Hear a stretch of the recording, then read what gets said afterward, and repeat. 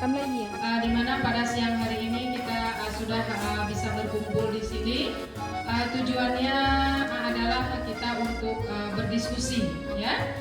Jadi anak-anak ibu sekalian, sedikit ibu sampaikan. Ibu sekarang sebagai guru penggerak, salah satu tugas ibu yaitu mendiskusikan tentang pengelolaan sumber daya yang ada di sekolah, ya. Selawat beriring salam, mari sama-sama kita sampaikan kepada Nabi besar Muhammad SAW. Terima kasih kepada Bapak Komite, terima kasih kepada Bapak Kepala Sekolah dan wali siswa serta siswa-siswi yang kami cintai. Kemudian penghormatan teristimewa juga buat rekan-rekan guru. Baiklah, pada siang hari ini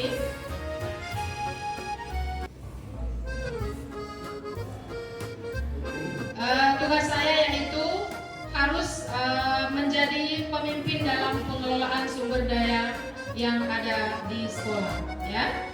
Sedikit saya perkenalkan, ini adalah tim ibu, tim saya selaku guru penggerak.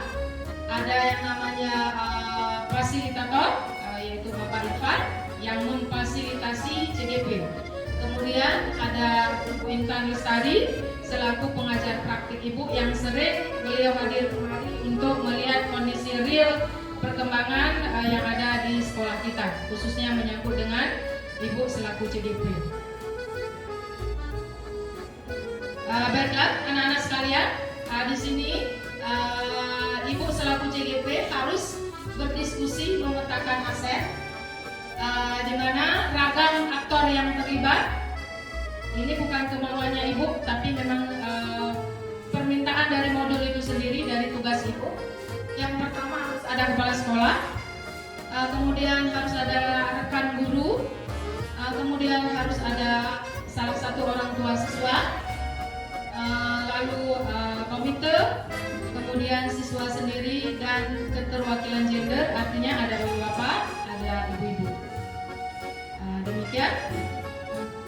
Selanjutnya adapun isi dari presentasi yang akan ibu sampaikan, yang pertama menyangkut dengan tujuan pembelajaran atau tujuan pertemuan kita di siang hari ini, kemudian latar belakangnya apa, dilanjutkan dengan definisi sedikit dan klasifikasi aset, kemudian perencanaan program, dan yang terakhir kesimpulan serta penutup.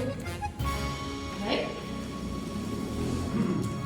Yang pertama sekali, tujuan dari pembelajaran atau pertemuan kita di siang hari ini yaitu CGP. CGP itu ibu calon guru penggerak harus bisa mengidentifikasi, artinya secara bersama dengan warga sekolah lainnya tentang aset atau kekuatan sumber daya yang dimiliki oleh sekolah. Mungkin bapak ibu atau anak-anak ibu sedang bertanya-tanya apa itu aset. Selanjutnya kita masuk ke dalam latar belakang. Apa yang melatar belakangi sehingga ibu harus memetakan aset yang kita miliki di sekolah. Peran calon guru penggerak salah satunya adalah menjadi pemimpin pengelolaan sumber daya. Dalam hal ini CGP dituntut agar dapat memetakan seluruh aset yang dimiliki sekolah dan mengoptimalkannya sebaik mungkin. Tujuan dari pemetaan aset sekolah adalah agar warga sekolah memahami kekuatan yang dimiliki oleh sekolah. Dengan adanya pemetaan aset, tentu dapat mendukung perubahan berupa program-program yang berdampak positif pada siswa. Itu yang melatar belakangi. Selanjutnya kita masuk ke definisi aset. Aset adalah kekayaan yang mempunyai manfaat ekonomi berupa benda berwujud dan benda tak berwujud. Ini kalau pengertian secara umum, aset itu adalah kekayaan kita. Lalu kalau di sekolah, kekayaannya yang mana? kekuatan sekolah, sehingga nanti anak-anak menjadi paham dan rekan-rekan sekalian juga semakin memahami yang mana yang menjadi aset sekolah kita. Klasifikasi aset itu ada aset yang bergerak dan aset yang tidak bergerak. Di sini tentu saja kalau yang bergerak ini meliputi lahan, ruangan, instalasi daya dan sebagainya. Yang tidak bergerak itu meliputi perabot, peralatan pendidikan dan sebagainya. Ini khususnya di bagian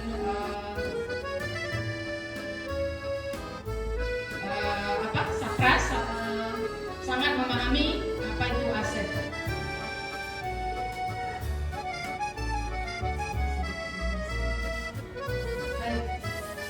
Lalu yang menjadi aset itu apa?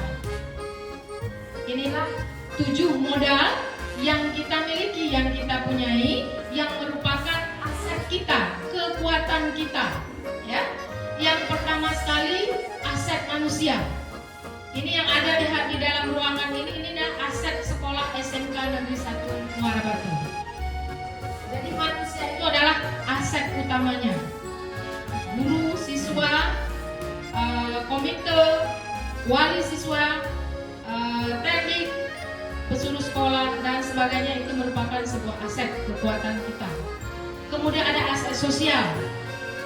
Aset sosial itu di luar dari lingkup sekolah yang mendukung keberlangsungan pendidikan.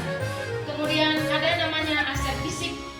Aset fisik tentu benda yang terlihat, gedung sekolah, lapangan bola, laboratorium, perpustakaan dan sebagainya. Itu namanya aset fisik. Berikutnya ada aset politik, finansial, agama dan budaya serta lingkungan alam. Ya. Kita teruskan penjelasannya sambil berjalan. Baik, anak-anak sekalian dan sahabat rekan guru, aset manusia ini hanya ibu istilahnya data yang tidak real mungkin. Masih ada kurang lebihnya. Anak-anak perlu ketahui aset manusia itu yang ada di sekolah itu ada kepala sekolah, ada guru ASN atau pegawai negeri dan ada guru P3K. Kemudian ada tendik di sekolah kita. Kita lihat dari kualifikasi pendidikan. Ya, ada guru-guru kamu yang sudah bersertifikasi dan memiliki kualifikasi pendidikan S2. Itu kurang lebih ada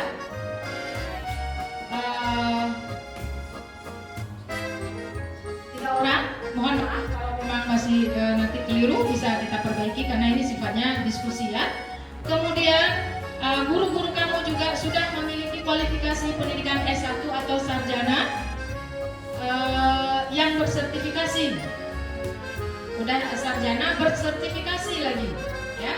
Kemudian selebihnya S1 P3K bersertifikasi, selanjutnya sarjana non sertifikasi. Itu kekuatan dari guru-guru kalian. Kemudian untuk tendik sebagian besar itu sarjana S1 dan SMA sederajat. Anak-anak sekalian, perlu juga kalian pahami kekuatan yang kalian punya, yang kami punya. Guru-guru kalian itu menguasai IT. Kemudian pengalaman diklat cukup banyak, ada yang dalam negeri bahkan diklat luar negeri. Selanjutnya calon guru penggerak di sekolah kita ini sudah bertambah dari yang pertama ibu sendiri, sekarang menyusul berikutnya ada 4 orang calon guru penggerak. Insya Allah di angkatan selanjutnya juga akan bertambah. Kemudian PP pengajar praktik yaitu kepala sekolah kita sendiri itu yaitu ada 1 orang. Ini adalah kekuatan dari sisi modal manusianya ya. Baik, kemudian dari sisi aset sosial di sini ada organisasi profesi. Kalau untuk guru ada MGMP, Kemudian ada balai pelatihan baik di tingkat kecamatan maupun kabupaten, ada lembaga swadaya masyarakat yang tujuan dari aset sosial itu adalah untuk mendukung keterlaksanaan pendidikan di sekolah. Selanjutnya aset finansial. Yang dimaksud finansial di sini tentu yang menyangkut dengan dana atau keuangan. Keterlaksanaan keberlangsungan sebuah sekolah pendidikan tentu didukung oleh finansial. Finansial artinya dana yang disubsidi yang diberikan oleh pemerintah untuk menunjang proses terlaksananya pendidikan. Kemudian ada dana komite mungkin selama ini, ada partisipasi dana dari pemerintah daerah dan sebagainya. Ini semua menyangkut dengan kekuatan aset finansial. Lalu kita lanjut dengan aset fisik seperti yang sudah Ibu paparkan di awal tadi. Ada banyak bangunan di sini selain bangunan utama, ruang kelas, kantor guru, ada ruang OSIS. Menurut Ibu di sini sangat banyak ruangan fisik. Aset fisik kita itu sangat mendukung, termasuk untuk ikon yang di depan yaitu ruang kapal ya. Itu adalah sebuah kebanggaan aset kita. Kemudian kita lanjut dengan aset politik. Apa hubungannya pendidikan dengan politik? Tidak terlepas, politik juga menjadi bagian dari aset kita. Ibu akan memberikan satu contoh yang mudah anak-anak pahami dan rekan-rekan sekalian.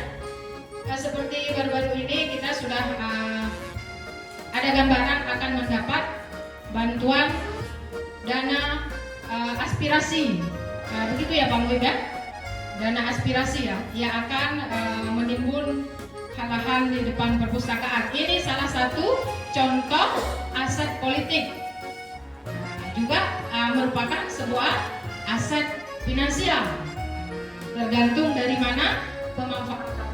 Baik, kita lanjut. Berikutnya aset agama dan budaya. Yang menjadi aset kita menyangkut dengan agama, lingkungan sekolah kita itu agamanis. Kita dekat dengan Dayak Cetrum yang sudah dikenal bukan lagi di tingkat kecamatan, ya, kabupaten, mungkin bahkan provinsi. Itu sebuah kekuatan buat kita. Ya. Selanjutnya berbagai aktivitas adat, baik yang ada di daerah setempat sini di Cetrum atau di tempat lain, itu juga merupakan aset atau kekuatan budaya kita. Di sini sudah Ibu sebutkan kegiatan sosial Ramadan, itu juga merupakan aset yang sudah kita punyai. Selanjutnya aset lingkungan alam. Menurut Ibu, lingkungan alam sekolah kita itu sangat mendukung. Dekat dengan pantai, dekat dengan persawahan, ada kolam, halaman kita luas, pekarangan kita luas, depan, belakang. Kemudian dekat dengan persawahan, tentu udara tersedia, udara yang bersih. Ini adalah aset, anak-anak sekalian, ya, aset ini. Kemudian mudah diakses, tidak terlalu jauh dari jalan raya. Ini adalah bagian dari aset. Oke, selanjutnya menyangkut dengan aset, sepertinya sudah selesai Ibu sampaikan. Tiba pada penjelasan tambahan, sebagai sebuah komunitas, sekolah dapat memanfaatkan sumber daya yang dimiliki. Pemanfaatan sumber daya yang dimiliki sekolah dapat mendukung berbagai macam program yang berpihak pada siswa dengan menggunakan pendekatan pengembangan komunitas berbasis aset. Mungkin di sini sudah mulai bertanya dalam hati, bagaimana yang dimaksud pendekatan pengembangan komunitas berbasis aset. Tadi saya sudah menyampaikan aset-aset yang kita punya. Kemudian bagaimana cara kita berpikir berdasarkan aset tersebut. Ya, baik, mari kita lihat selama ini kita berpikir dari arah mana. berbasis aset atau di luar dari itu. Mari perhatikan ciri-ciri warga sekolah yang berpikir berbasis aset ataupun tidak berbasis aset. Ya. Di sini Ibu perlu jawaban baik dari siswa atau dari dewan guru, sehingga kita menyadari benar sejauh mana kita sudah berbuat untuk sekolah kita.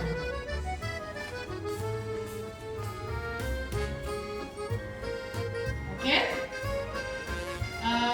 di manakah posisi kita sekarang? Apakah kita berbasis aset atau berbasis pada kekurangan?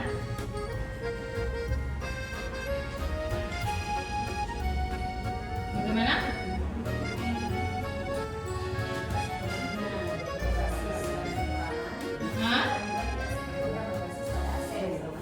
Oke, berarti combine, ya, kombinasi antara berbasis aset dan berbasis kekurangan. Nah, baik, inilah yang akan kita perbaiki ke depan.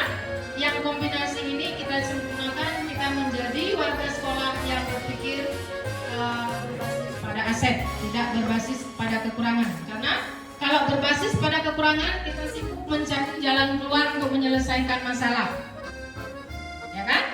Sedangkan kalau berbasis pada aset, kita fokus pada kekuatan kita. Seperti di awal tadi saya sampaikan, kita sudah ada 7 modal. Nah, kita fokus apa yang bisa saya lakukan dengan 7 modal tersebut. Jadi bukan pada kekurangan, bagaimana cara solusi, jalan keluar, ya kan? Baik, kita teruskan.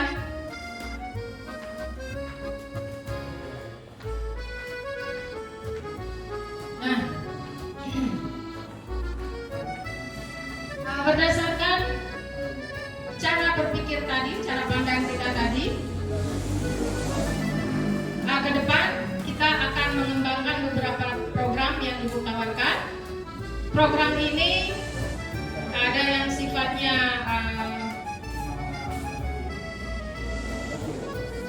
internal, ada yang bisa kita libatkan aset-aset di luar, ya. Jadi anak-anak sekalian, rekan guru, di awal semester nanti kita akan galakkan kembali ketiga rancangan program ini.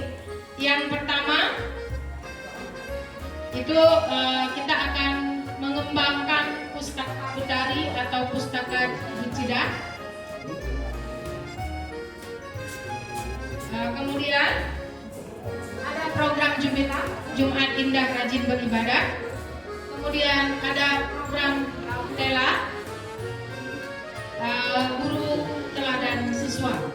Nah, dalam hal ini, dalam program ini, itu bukan guru yang merancang programnya. Jadi anak-anak harus memahaminya. Kami hanya menawarkan sebuah wacana. Ini akan program yang akan kita kembangkan. Tapi anak-anak nanti yang terlibat berpikir siapa yang bentuk kegiatan pustaka Utari itu bagaimana? Siapa saja yang terlibat? Apa saja kegiatannya? Siapa penanggung jawabnya? Kapan pelaksanaan dan sebagainya? Oke? Nah, jadi ke depan anak-anak kita akan duduk kembali untuk berbicara tentang pengembangan program.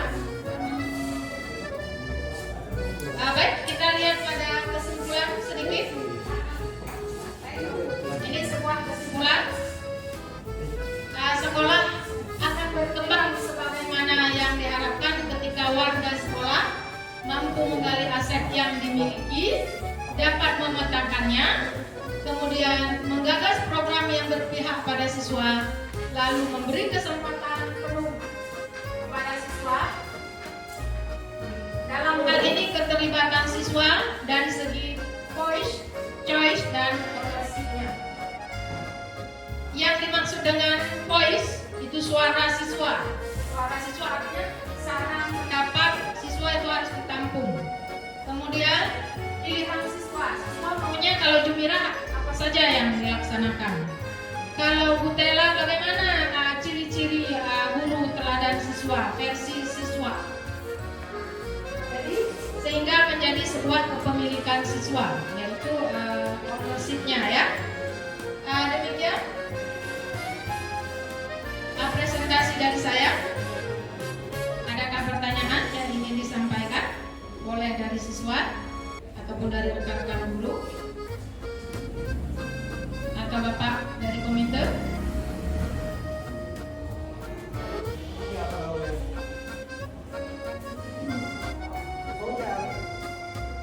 Bagaimana kalau dari siswa? Tidak apa-apa, tanya aja. Mungkin pertanyaan kapan kita duduk untuk membahas program, setidaknya kan begitu. Bagaimana? Ada pertanyaan? Sudah jelas ya? Ibu rasa kalau untuk pengembangan perpustakaan, anak-anak yang duduk di sini sebagai perwakilan siswa 5 orang itu sudah bisa membayangkan pustaka yang bagaimana yang akan kita kembangkan. Apalagi mobiler itu sudah ada tambahannya untuk mempercantik area perpustakaan ya.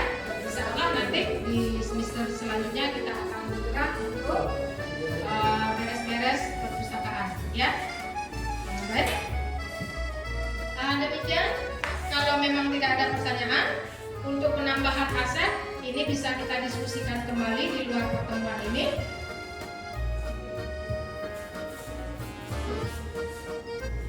Sebagai penutup, kebaikan itu seperti penyakit menular. Ini sebuah kalimat yang perlu kita camkan walaupun dalam situasi yang mungkin kurang mendukung. Kebaikan itu akan menular, maka lakukanlah kebaikan sekecil apapun. Ini berlaku untuk semua kita, tidak hanya untuk siswa, untuk siapapun, dimanapun.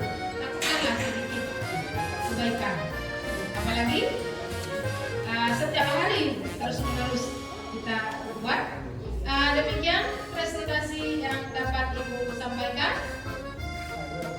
Terima kasih atas atensinya, partisipasi anak Ibu dan rekan guru sekalian. Ibu akhiri, Assalamualaikum